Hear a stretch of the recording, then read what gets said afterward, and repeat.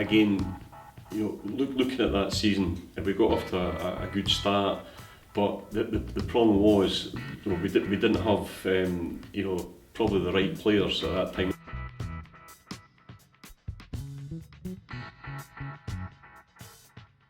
And again, that comes back to budget. That was probably the first time that you began to realise that things weren't right behind the scenes at the club.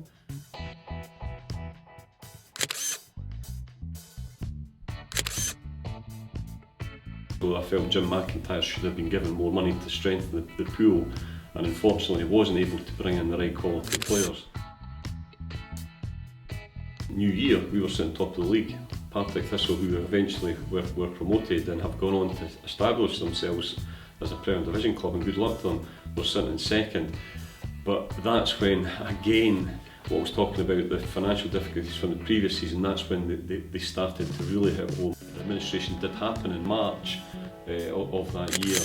In any other circumstances, we would have had a good a chance as anybody to go back up to the Premier Division.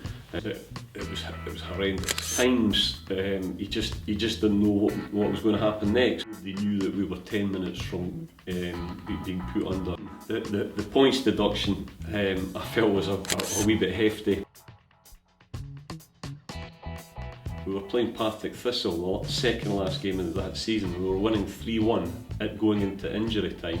And if that had, Partick were ready to celebrate winning the league, and if we had won that day, we would have stayed up. But Partick scored 2 goals in injury time.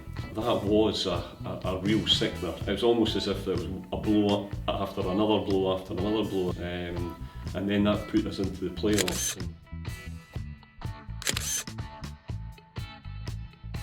Yeah, I mean, obviously we accepted where we were, and for a lot of younger fans, to be fair, they had never been to Stranraer, they'd never been to Brechin, Forfar, so there was a degree of excitement. So everybody was just happy that they had a club that could be rebuilt.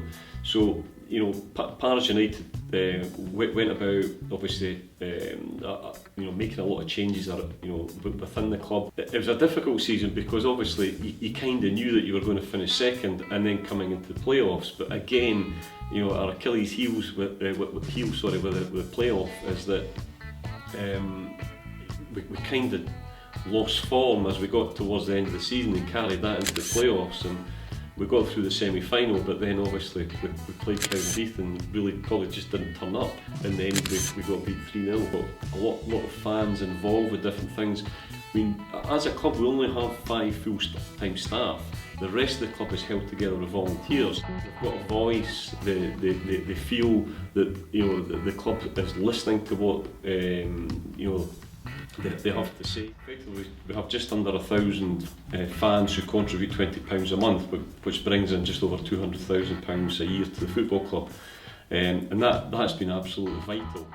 All the money that it's raised from our membership scheme, the Centennial Club Lifeline, goes to the football club as cash flow. So again, that's absolutely crucial to the club. Nobody could have forecasted that we were going to have the season that we did, and we finished 7th. Which was the worst the club had finished, I think, in 30 odd years or something. Towards the end of that season, we had to decide what we're going to do. But he was one of the people we had earmarked anyway, because if you look at it, who do you want to take a team out of the League One? Well, somebody who's run away with it previously. But one of the things the previous season was that we were perhaps a wee bit small and not strong enough, but you didn't need to have the team full of giants. It was about playing at pace, and that's really what allowed us to win the league in such style, is that we played with pace last year. Everybody's goal is to get back to the Premier Division, but realistically we could get into the playoffs and then see what happens. And if it doesn't happen this year, then I think we'll be in a better position to have a good go next season, hopefully.